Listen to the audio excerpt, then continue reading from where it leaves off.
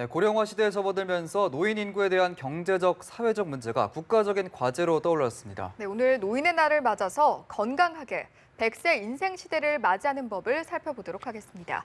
이호선 송실사이버대 교수 나오셨습니다. 어서 오세요. 안녕하세요. 어서 오십시오. 옛날에는 노인 하면 존경의 대상 이렇게 여겨졌는데 요즘에는 오히려 노년층이 노인이라는 호칭을 거부할 정도로 노인의 그 위상과 의미가 좀 달라졌다고 볼 수 있을 것 같아요. 요새는 뭐 젊은 오빠, 젊은 언니 다 할머니, 할아버지들이고요. 네. 또 요새 뭐 할미넴 이런 말 나오죠. 이제 네. 랩 같은 거 하는 할머니들 뭐 네. 이런 얘기가 나오는데 그 얘기는 과거에는 이제 백발이 일종의 지혜의 상징이고 또 네. 일종의 약간 좀 찬찬한 움직임 그리고 사람들에게 덕을 어떤 방식으로 보여줄 것인가에 대해서 어쩌면 나이가 덕이다 이런 말이었지만 예. 최근에는 활동이 덕이다. 이런 얘기를 할 정도로 젊은 층들 사이와의 그 소통의 갭도 많이 줄어들었고요. 네. 또 하나는 노년들이 가지고 있는 사회 활동력도 그만큼 증가해서 예. 노인에 대한 이미지도 많이 증가했고 스스로 이름 짓는 방법도 달라졌다. 이렇게 예. 보시면 될 것 같습니다. 그런데 사실 고령화 시대에 접어들면서 노인 빈곤 문제가 또 사회적인 문제로 대두되고 있는데 이 부분은 어떻게 보시나요? 활동은 많이 늘어났지만 예. 가난한 노인들의 활동이 그만큼 늘어났다고 보시면 될 것 같아요. 예. 그러니까 실질적으로 우리가 빈곤율 이야기를 많이 하는데 네네. 기초연금이 이제 들어서면서 빈곤율은 사실 많이 떨어지긴 했습니다. 그러니까 빈곤율을 조사를 해보면 기초연금 도입 이전 같은 경우에 절대 빈곤율이 34.5%에서 그 이후로 28.8% 떨어졌다. 네. 그리고 또 상대적 빈곤율 같은 경우도 50.3%에서 44.7%로 떨어졌다. 이런 얘기가 나오곤 있는데 문제는 뭐냐면 떨어지긴 했지만 여전히 소득 대체율이 너무 낮은 거예요. 네. 원래 우리가 받았던 월급에 비해서는 예. 현저하게 적은 양의 돈을 우리가 받기 때문에 이 빈곤율이 여전히 조금 낮아졌긴 했다 하더라도 현실은 여전히 좀 궁핍하거든요. 예. 그렇다 보니 우리나라가 가지고 있는 노년기 우울이라든지 아니면 노년의 자살의 문제라든지 이런 것들이 동반 계속 상승하고 있어요. 뭐 알려진 네. 것처럼 우리나라가 그 노인 자살률이 OECD 지금 1위 아닙니까? 네. 근데 그나마 이것도 다른 연령대에서는 이미 자살률이 조금씩 감소하고 있는데 노인 연령대에서만 자살률이 증가하고 있는데 예. 이런 부분은 경제적인 어려움과 자살률은 많은 상관관계를 가지고 있다고 보시면 될 것 같습니다. 예, 참 안타까운 일인 것 같은데 최근 5년간 노인 학대가 1.4배 증가했다 이런 통계 자료가 나왔는데요. 자녀, 배우자, 혈족에 의한 폭행이 86.6%고 그중에서도 아들이 가해자인 경우가 약 40%가 됐다고요. 그러니까 지금 최근 5년간 통계를 보면 노인 학대가 약 5만 건 이상 늘었다. 이렇게 네. 보시면 될 것 같은데 네. 말씀하신 대로 1위는 아무래도 아들이고요. 예. 2위가 2위가 배우자고 3위가 딸 이런 식으로 진행이 되는데 네. 결국은 이런 가족들을 다 합쳤을 때 혈족에 의한 학대가 말씀하신 것처럼 86.6%에 지금 달하고 있거든요. 예. 네. 그런데 여기서 조금 관심 있게 봐야 될 것이 아들이 40%를 차지한다는 거. 예. 이 부분이 40% 사실 넘게 차지하고 있는 거거든요. 예. 그리고 전반적으로 아직까지는 정서적 학대가 좀 많은 편이지만 최근에는 당연히 뭐 경제 학대라든지 이런 부분도 굉장히 늘고 있고 또 흥미로운 것 중에 하나가 아까 말씀드린 아들의 학대도 굉장히 많이 나타나지만 배우자에 네. 의한 학대도 굉장히 많이 증가하고 있어서 60대 이상 나타나는 그 이른바 노노 학대라고 부르죠. 예. 이 부분이 지금 41.7%로 나타나고 있거든요. 네. 이 얘기는 고령화 사회가 진행이 되면서 이 부부 사이에 발생하는 여러 어려움들을 해결하지 못한 상태로 그대로 늙어가면서 생겨나는 일인데 네. 이게 뭐 윗세대와 아랫세대 곧 뭐 아들과 딸과의 관계 때문에 생겨나는 문제도 있지만 부부간에 발생하는 학대가 늘어나고 있다는 건 네. 이 가족 전체의 문제가 고령화 시대에 굉장히 중요한 숙제가 되고 있다는 의미겠죠. 네. 근데 반대로 피해자 성별 통계를 보면 여성이 압도적으로 많거든요. 이 부분은 어떻게 해석할 수 있을까요?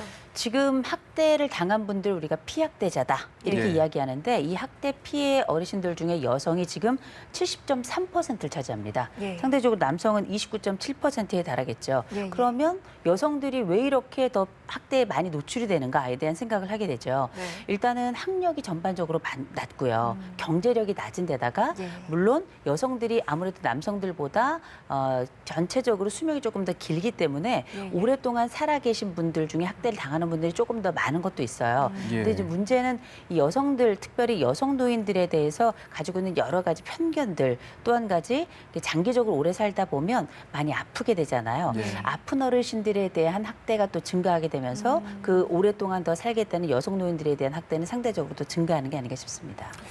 네, 이렇게 가해자가 자녀고 또 피해자가 부모인 경우에 네. 혹시 내 자식이 잘못되지는 않을까라는 마음에 신고를 주저하는 경우도 있지 않을까요? 차마 내 새끼는 신고 못하는 거죠. 내가 죽을지언정 그냥 나 네. 하나 입 다물면 되고 나 하나 죽어나면 되는데 내가 내 자식을 신고하게 되면 내 자식은 어떻게 되고 아마 동네 방신 당할 것이고 내 가문의 망신이고 이렇게 생각하시는 분들이 많은 게 사실인 거고요. 네. 또 하나가 있다면 지금 만약에 내가 신고를 했다가 이 부분이 내 아들하고 관계가 뭐 잘 정리가 되면 모르겠는데 또 내 학대를 나에게 가하는 이 가해자와의 관계가 문제가 안 생기면 모르겠는데 네. 혹시 나중에 이게 더 큰 학대, 아. 더 큰 폭력으로 돌아갈까 봐 이것에 대한 두려움도 있고요. 또 하나는 이게 참 사회 안전망의 문제인데 네. 막상 내가 학대를 신고한다 하더라도 결국 내가 다른 곳에 안전하게 피신하고 분리가 이루어지면 좋은데 네. 문제는 그럴 만한 쉼터가 충분히 확보되지 않은 상태이기 때문에 실제 내가 신고를 했다 하더라도 내가 학대를 받았던 그곳으로 다시 돌아가야 되는 이런 정말 말 못할 고통들이 또 있습니다. 네. 이런 네. 여러 복잡한 상황들이 있기 때문에 설사 내 자식이라 하더라도 이야기를 못하지만 또 자식이 아니라 하더라도 신고를 못하는 경우가 안타깝게도 너무 많죠. 네네. 고령화 시대에 따른 좀 다른 측면을 좀 살펴보겠습니다. 황혼 이혼도 최근 과거에 비해서 꽤 많이 늘어나고 있거든요. 그래서 이번에 2016년도 사법연감에 보니까 예. 황혼 이혼의 증가율이 점점 늘어나고 있잖아요. 네, 네. 이미 우리가 2012년 이후 신혼 이혼을 앞선 지가 벌써 오래됐는데 예. 그중에서도 이번에 나온 걸 보니까 65세 이상 되신 분들의 이혼이 전체 29.9%, 그러니까 30%인 거예요. 예. 그러니까 이 얘기는 사실상 굉장히 많은 분들이 이혼을 하고 있고 그리고 이혼을 고려하고 있는 분들이 더 많아질 것이라는 일종의 예측까지도 가능하게 하는 예. 건데 노인 인구가 많아지다 보니 당연히 노인 이혼도 많이 늘어나긴 하는 건데 예. 네. 인구가 는다고 이혼이 늘어야 된다 이런 법칙은 없는 거거든요. 예. 그러니까 우리가 예측하지 못했던 노년기 부부 간의 갈등이 굉장히 크고 이 부분에 대한 사회적인 접근이라든지 부부 간의 해소법이라든지 이런 도움의 서비스랄까요? 상담 서비스와 같은 것들이 거의 없었기 때문에 예. 교육과 상담 이런 부분이 가정 안으로 들어가고 특별히 노년기 부부들을 위한 시스템이 굉장히 중요하다는 게 지금 이번 결과를 통해서 잘 알 수 있죠. 예. 또 그런가 하면은 흥미로운 통계도 있습니다. 황혼 재혼도 급증하고 있다고 하는데 그야말로 내 나이가 어때서라는 이 노래 제목처럼 네. 사랑 앞에 당당해지는 그레이 네. 로맨스도 급증을 하고 있다고요. 이혼하면 또 재혼도 해야죠. 예. 그리고 요새는 100세 시대다 보니 뭐 재혼 정도는 한 번쯤 해봐야 된다 이런 얘기가 농담처럼 예. 이렇게 얘기가 되고 있는데 네.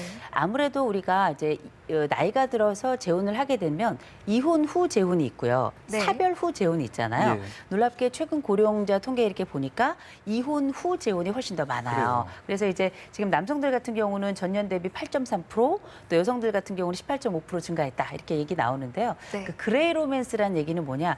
우리가 이제 한번 그 배우자에게 딱 뒤고 나면 아이고 다시는 안 만나, 네. 난 다시는 뭐 재혼 안 해 이렇게 생각을 하시겠지만 네. 또 혼자 있다 보면 남은 생애 동안 굉장히 그렇죠. 긴 외로움이 남아 있고요. 네. 네. 또 여성들 같은 경우에는 또 굉장히 심각한 경제적인 어려움이 또 있습니다. 네. 이런 부분들이 있다 보니 물론 자녀들의 반대, 내 현실적인 어려움 여러 가지 것들이 많이 있지만 그래도 한 번쯤 내가 또 한 번의 선택을 하고 또 한 번의 사랑을 통해서 내 남은 생애를 한번 새롭게 좀 갖고 가보자 이런 의지들이 많이 생겨난 것 같은데요. 이건 어떻게 보면은 문화 트렌드이자 동시에 노년들의 정서 트렌드의 변화인 것 같기도 해요. 과거에는 뭐 재혼한다 그러면 보쌈밖에 없었거든요. 네. 그러나 이제는 선택하는 또 다른 삶이 있기 때문에 이건 네. 어쩌면 우리 시대가 새롭게 맞게 되는 진풍경이자 또 예. 새로운 문화가 아닌가 싶습니다.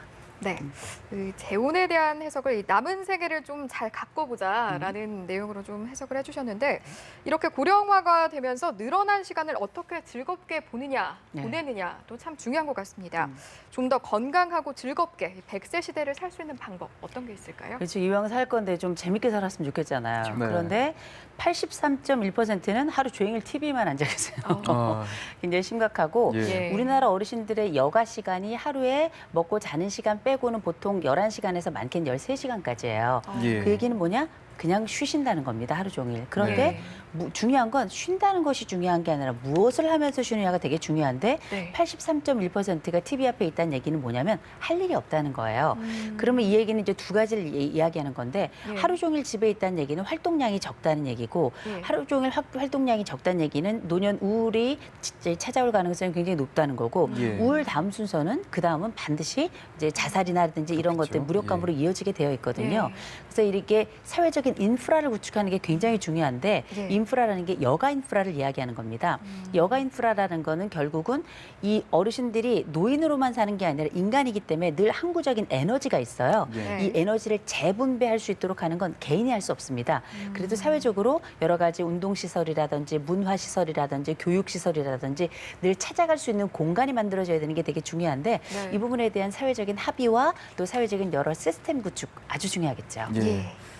고령화 시대라고 해서 노인 인구들끼리만 어울릴 수도 없는 노릇이고 그럼요. 또 전 세대가 좀 조화롭게 어울릴 수 있는 방법은 어떤 게 있을까요? 그러니까 요새는 이제 전 세대가 어울린다고 말씀하셨는데 제일 중요한 건 노인의 이미지예요. 예. 저 사람이 괜찮아 보여야 나도 놀고 싶잖아요. 예, 그렇죠. 건강한 노인 이미지가 굉장히 중요한데 최근에 뭐 노인 폭력이라든지 노인 빈곤이라든지 네. 노인의 부양 문제라든지 이런 것들이 젊은 세대들에겐 굉장히 노인에 대한 이미지가 안 좋아진 것 같아서 굉장히 좀 안타까운데 그건 사실 일부거든요. 네. 네. 그래서 이럴 때에는 노인과 관련해서 미디어의 역할이 굉장히 중요할 것 같아요. 건강한 이미지를 구축하고 또 건강한 이미지를 갖기 위해서 노인들이 어떻게 무엇을 해야 될 것인가에 대한 교육도 미디어가 많이 지금 뭐 연합뉴스 같은 경우도 이런 역할을 많이 담당하고 있잖아요. 그러니까 네. 이런 미디어 역할 굉장히 중요할 것 같고 또 특별히 벽을 허물기 위해서는 한 사람이 한쪽 벽 허문다고 되는 게 아닌 게 이 예. 세대 간의 벽은 양쪽의 벽이 있는 거거든요. 네. 양쪽 젊은 층도 노년층을 좀 알아가고 노년층도 젊은 층을 좀 알아가기 위해선 같이 있는 공간이 좀 필요해요. 예. 옛날엔 할머니가 그리웠던 이유가 할머니를 알았기 때문이에요. 네. 요새는 핵가족화가 장기화되면서 할머니가 사실은 지금 몇 살인지도 모르는 손자 손녀들이 굉장히 많거든요. 예. 함께 서로를 알아가는 그 공동의 공간이 많이 마련이 돼야 될 것 같고 이제 제일 중요한 건 결국 존중이란 단어 또 이 배려란 단어가 사실은 소통을 위한 굉장히 중요한 줄기세포 역할을 하게 되지 않을까 싶습니다. 네. 예. 공간의 중요성, 미디어의 역할 그리고 제도적 개선까지 좀 짚어주셨는데 그래도 마지막으로 좀 더 제도적 뒷받침이 이런 부분에서 좀 더 필요하겠다라는 부분이 있으시다면 뭐가 있을까요? 청년도 일자리지만 노년도 일자리입니다. 아, 예. 일하고 싶죠. 여전히 예. 젊고 60에 요새 환갑잔치 하는 분 없거든요. 네. 70도 잔치를 잘 안 해요, 요새는. 네. 그럴 정도로 젊고 왕성하고 이에 대한 욕구도 크기 때문에 일이라는 게 경제적인 측면도 보완해주고 관계의 측면, 활동의 측면, 에너지 재분배 측면 다 도움을 주기 때문에 예. 이 사회적으로 노년의 일자리에 좀 신경을 써주셨으면 좋겠고 예. 또 한 가지는 아까 말씀드렸던 여가 인프라, 에너지를 재분배할 수 있는 여러 레크리에이션 프로그램, 교육 프로그램들 많이 왕성해야 될 것 같고요. 예. 가장 중대하기는 뭐냐면 결국은 서로를 염려해주는 여러 세대들이 서로 도움을 주고 받는 것 네. 이게 사실은 21세기에 굉장히 중요한 소통이자 동시에 울림이 되지 않을까 싶습니다. 같이 놀 장소가 많이 있었으면 좋겠어요. 네. 네, 아무쪼록 우리 사회가 고령화 사회에 현명하게 대처할 수 있었으면 좋겠습니다. 오늘 지금까지 이호선 숭실사이버대 교수였습니다. 감사합니다. 고맙습니다.